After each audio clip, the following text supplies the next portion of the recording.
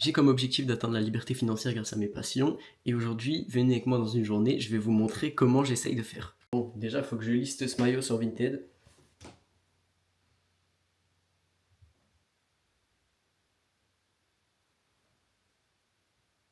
Bon, l'annonce est postée, ça c'est une bonne chose de faite. Et ensuite, je vais directement tourner des TikTok pour mon deuxième compte. Mon but c'est de le monétiser. Là, ça fait une semaine et demie que je l'ai, j'ai 350 abonnés. Le but, ça va être de doubler ça avant la fin de la semaine. Abonne-toi pour pas rater ça, et si tu veux, il y a mon e-book qui t'explique comment faire en description. Donc en fait, ce que je fais, c'est que je prépare tout le temps plein de TikTok à l'avance, comme ça m'évite d'avoir à en faire un tous les jours. Généralement, j'en fais 5 ou 6 d'affilée.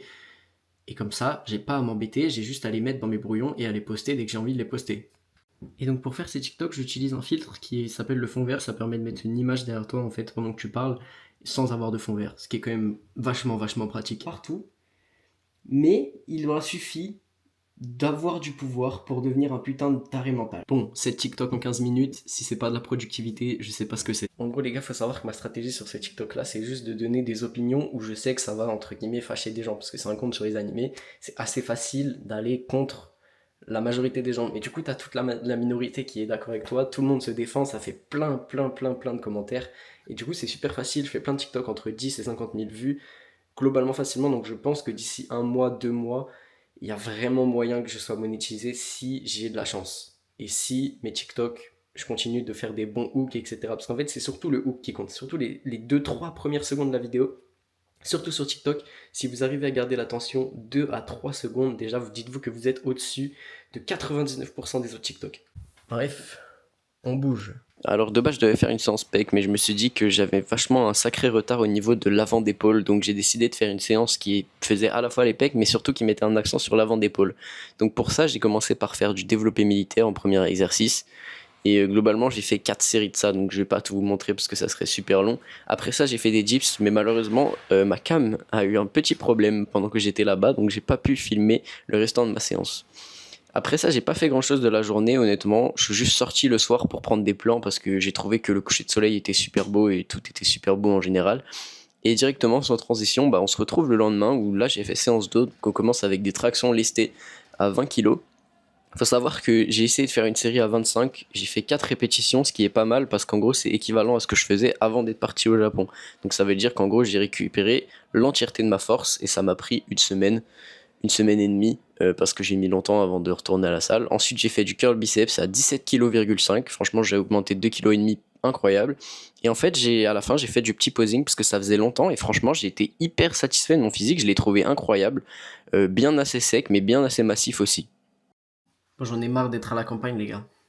Désolé, il n'y a pas de contexte, mais je suis en train de parler à tous les gens que je connais sur Paris pour voir si je peux pas trouver un taf là-bas. Et comme j'ai ma grand-mère qui habite sur Paris, dans tous les cas, ça veut dire que je pourrais habiter là-bas. Ça serait beaucoup plus cool. Ça serait juste une galère pour faire des vidéos, mais je me dis, je me débrouille, je fais les vidéos sur mon tel pendant un mois. Et après, dès que je touche une paye, ça me permet de m'acheter un PC portable. Ensuite, je coffre.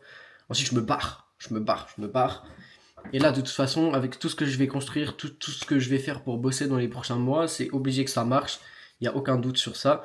Donc je me dis pourquoi pas bouger à Paris parce qu'il y a juste 1 million de fois plus d'opportunités que là où je suis. En plus je connais plein de monde là-bas donc ça me permettrait de rencontrer plein de monde. Parce que le nombre de potes que je me suis fait sur les réseaux mais que j'ai jamais vu dans la vraie vie, franchement c'est un nombre les gars, c'est aberrant. Et en plus l'avantage c'est que Paris tu vois, de un t'as l'aéroport, de deux en fait tu peux littéralement aller partout en train depuis Paris tu vois. Chance que je n'ai pas ici et ça me coûtera beaucoup moins cher parce que là en gros ce que je dois faire c'est que je dois remonter sur Paris pour redescendre après, ce qui est trop chiant, tu vois. Et je me dis, franchement, être sur Paris, ça peut être un giga banger. Donc en vrai, même si ça serait pas définitif, j'y songe de plus en plus parce que ça pourrait vraiment être quelque chose qui m'apporterait énormément pour, en vrai, peu de sacrifices, tu vois. Et j'ai cette chance que si je vais là-bas, j'ai pas besoin de payer un appart ou j'ai pas besoin de payer ce genre de conneries, donc ça me reviendrait vraiment pas cher, ça me permettrait de coffrer un max de thunes, de bénéficier de tous les avantages du fait d'habiter sur Paris, en fait, tout simplement.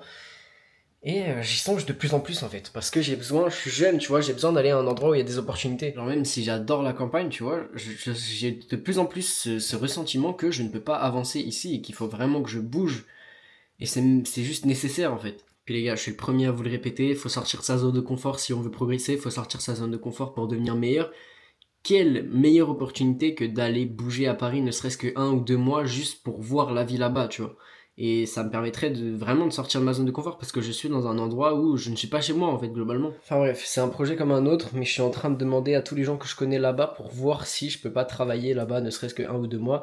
Ça me permettrait vraiment de me sortir d'une situation où actuellement, tu vois, je suis un peu bloqué ici et en plus ça me ferait du nouveau contenu, ça me ferait des nouveaux plans, ça me ferait plein de trucs à faire, tu vois. Ça serait génial. Je voulais parrainer ce gars sur Boursorama pour qu'on prenne des tales, tu vois. Je me suis dit, vas-y, moi je prends 20 balles, lui il allait prendre 80, on va se régaler, tu vois, facile. Déjà, le parrainage ça prend 30 000 ans, mais vas-y, c'est des sous simples, donc on se dit, vas-y, on fait. Gros, le moment où il faut faire le premier versement de 10 balles pour toucher des 80, le truc il bug, et du coup on ne peut plus le faire. Donc ça veut dire que moi j'ai pris 20 balles, mais lui il a rien pris. Donc Moi, du je coup, passe les 80. on a fait 10-10, t'as vu, parce que bah. Je suis pas un enculé, frère. Je vais pas lui faire perdre 1 heure de son temps pour qu'au final il gagne rien. Ça me fout tellement la haine pour lui et pour moi, frère. Je pense que ce serait mis trop bien. Ouais, vraiment. Mais en tout cas, faites les bails de parrainage et tout parce que c'est vraiment des sous faciles à prendre. Mais juste essayez d'avoir un téléphone qui bug pas quand vous le faites. Putain, j'ai trop la haine, frère. Moi. Et du coup, ce soir-là, on s'est juste posé, on a fait un petit foot avec Noam pour décompresser du fait qu'on avait perdu en gros 40 balles chacun. Mais bon, c'est pas grave, parce qu'au moins, il faisait super beau, on avait un ballon de foot. J'ai envie de vous dire, c'est sûrement les choses simples de la vie qui sont les meilleures, ça sert à rien de s'énerver. On parlait quand même du fait qu'il y a beaucoup de gens qui sont endormis parce que quand tu vois les trucs de parrainage où c'est vraiment pas complexe et que tu peux prendre des sous assez facilement, on comprenait pas pourquoi nos potes avaient tous la flemme de le faire. Carrément, il fait tellement beau, je me mets dehors pour finir de tourner la vidéo. Du coup, je disais que je comprenais pas les gens qui ne saisissaient pas, ne serait-ce que les petites opportunités un peu stupides pour se faire de l'argent. Comme je disais, là, les parrainages, tout ce que vous voulez. Mais même des trucs, genre faire une chaîne YouTube. Tout le monde peut faire une chaîne YouTube. Je peux comprendre qu'il y ait des gens qui n'aient pas envie. Mais ça coûte pas vraiment grand-chose de faire une petite vidéo où tu parles devant une caméra de temps en temps. Je suis même sûr que c'est bénéfique pour plein de gens. Pareil, revendre des vêtements un peu plus chers que ce que tu les achètes, tout le monde peut le faire et c'est un truc qui prend globalement pas beaucoup de temps. Moi, tu vois, j'ai cette mentalité d'aller chercher un peu partout où je peux aller chercher. Enfin bref, encore une super journée, les gars, il fait super beau, mais aujourd'hui, du coup, c'est la fin de cette vidéo parce que je l'ai quand même tourné sur 3 jours. Heureusement que j'avais 2 vidéos d'avance parce que bordel, 3 jours pour tourner une vidéo, j'abuse un petit peu. Et carrément, j'ai des invités à côté de chez moi. En vrai, elles sont un peu grandes, mais ça va, elles ont l'air sympas. Je pense pas qu'elles fassent mal en vrai. Bon, en tout cas, les gars, j'ai trouvé un nouvel article que je peux potentiellement resell. C'est une veste et apparemment, je pourrais la vendre jusqu'à 80 € pour 20 € d'achat par pièce. Donc, si vraiment je peux faire ça, ça serait exceptionnel. Mais bon, j'ai un petit doute. Je pense qu'à mon avis, ça sera moins cher. Mais déjà, c'est franchement pas mal. Je suis content d'avoir trouvé cet item. Mais je vous avoue, je vais gatekeep. Enfin, les gars, pour finir, voici ce que j'ai fait en vendant 2 e-books ce mois-ci.